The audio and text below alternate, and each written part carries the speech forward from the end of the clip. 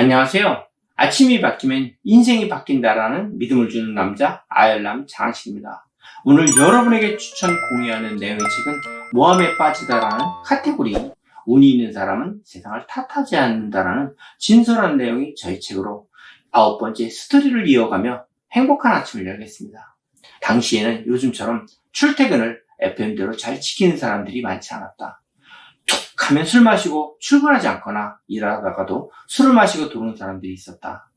요즘 시대에는 상상조차 할 수 없지만 특히 생산직에서 일하는 사람들은 그런 의식조차 없는 경우가 많았다. 회사 재단실에도 책임자가 있었고 그 아래 재단사들, 미싱사들이 근무하고 있었다. 그런데 책임자급인 사람이 툭 하면 술 마시고 출근하지 않았다.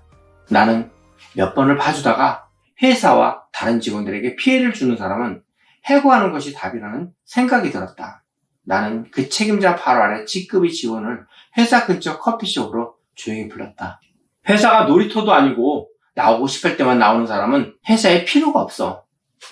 내가 그 책임자를 해고하고 자네를 그 자리에 앉히려고 마음을 먹고 있는데 어떤 일이 생겼을 때 내 말대로 해줄 수 있겠나? 해고요? 실장님, 그 사람은 제 친구인데요?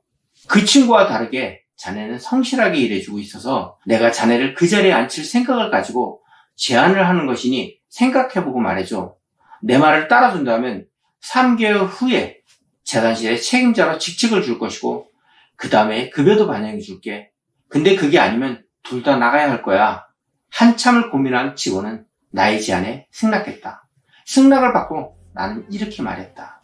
걔가 사고를 칠 때마다 재단실 전체 직원에게 심할서를 쓰게 할 거야. 난 걔를 처리하기 위해서 자네를 포함해서 다른 직원들까지 들러리를 시키는 거니까 저는 다 쓸 수 있게 해줘. 결국 3번의 심할서를 제출 끝에 그 책임자는 해고되었다. 그리고 내 말대로 다른 직원들을 잘 이끌어준 그 밑에 직급 사원에게 부서의 책임자 자리와 급여를 올려주었다. 회사에 있던 자수사도 같은 방법으로 해고시키고 그 밑에 직급에 있는 사람을 책임자로 앉혀주었다. 나는 외부에서 새로운 사람을 들이기보다 항상 기존에 있던 사람 중에서 성실하고 정직한 사람을 이용해 회사의 비효율을 개선해 나갔다. 27살에 그 회사에 입사해 31살에 부장이 되었으니 내가 얼마나 치열하게 살았는지는 두말하면 입이 아플 정도다. 언제나 승승장구만 할 수 있다면 얼마나 좋았겠는가.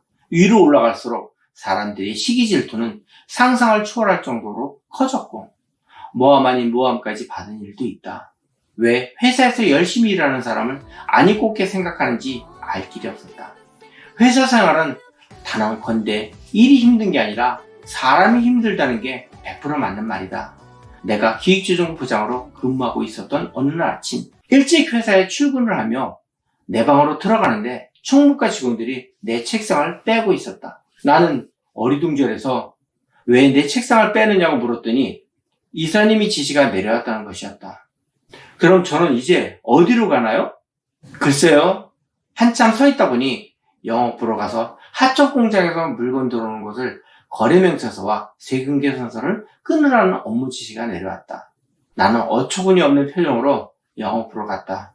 내 자리는 원래 쓰던 책상에 4분의 1 크기 철제 책상으로 바뀌어 있었다.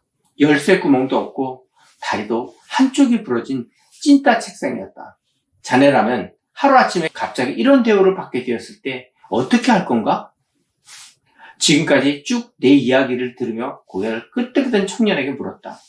청년은 더 생각해볼 필요도 없다는 듯 상기된 표정으로 말했다. 아니, 회사를 위해서 이렇게나 애쓰는 사람을 하루아침에 그렇게 내문다고요? 어휴, 저라면 당장 때려치우죠. 그렇지? 아마 다른 사람들에게 물어도 다들 그렇게 답을 할 거야. 설마 그 치욕을 당하시고도 계속 다니셨던 거예요? 난 그런 사람이니까. 그날 이후 엄청난 스트레스를 받은 나는 팔에 마비가 왔다.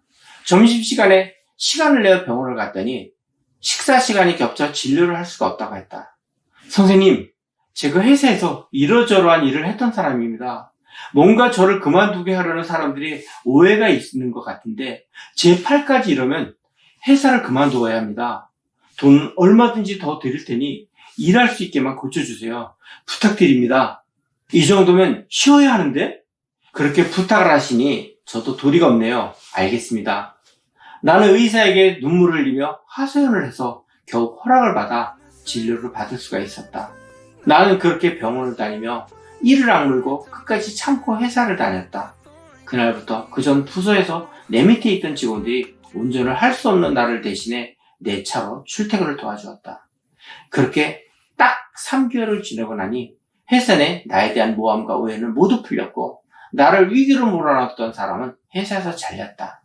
나는 그렇게 잘 나가던 장한식이 하청 공장에서 들어오는 물건 거래 맹세서 세금 계산서 끊다가 잘렸대라는 말을 죽어도 듣고 싶지 않았다. 그래서 억울하지만 모함이란 걸 알면서도 참고 견뎠다. 와, 진짜 파란만장한 스토리네요. 선생님도 진짜 대단하신 것 같아요. 그 회사가 지금은 없어졌지만 내가 다니던 당시에는 나름 대기업급이었거든. 내가 입사해서 4년 만에 부장을 달고 8년 만에 상무이사 자리까지 올라갔으니 그 회사에서는 역사를 쓴 거나 다름없었지. 난 내가 어느 자리에 있든 최선을 다했던 것 같아. 그게 또 내가 할 수 있는 전부였고, 뭐 내가 사업을 하고 분야에서 최고가 되고 그러진 못했지만 어디를 가든 회사에 돈을 벌어주는 직원으로서 허튼 짓 안 하고 일하는 데만 온 정신을 쏟았지. 지금 생각을 해봐도 난 참 악바리 같은 사람이었어. 우리는 조금씩 어둑해지는 한강공원을 뒤로 한 채 저녁 식사 장소로 발걸음을 옮겼다. 젊은 시절을 떠올리며 한참 이야기하다 보니 어느 순간에는 마음이 먹먹해지기도 했다. 운이 있는 사람은 세상을 탓하지 않는다 중에서 다른 분들에게 저와 똑같은 상황이 되었다면 어떻게 하겠느냐고 물어보면 보통의 사람들은 직장을 그만두었을 것이라고 대답을 들었습니다. 하지만 저는 창피하고 고통스러움을 참고 견디며 인정을 받으며 내가 있어야 할 과정을 만들어 인정을 받았습니다. 삶 속에 운이 있는 사람들도 있지만 저는 아무것도 없는 무지에서도 운을 만들어가며 삶을 이어갔다고 확신합니다. 여러분도 저의 책을 읽어보시면 삶의 지혜를 풀어가는 경험을 얻을 것으로 생각합니다. 감사합니다.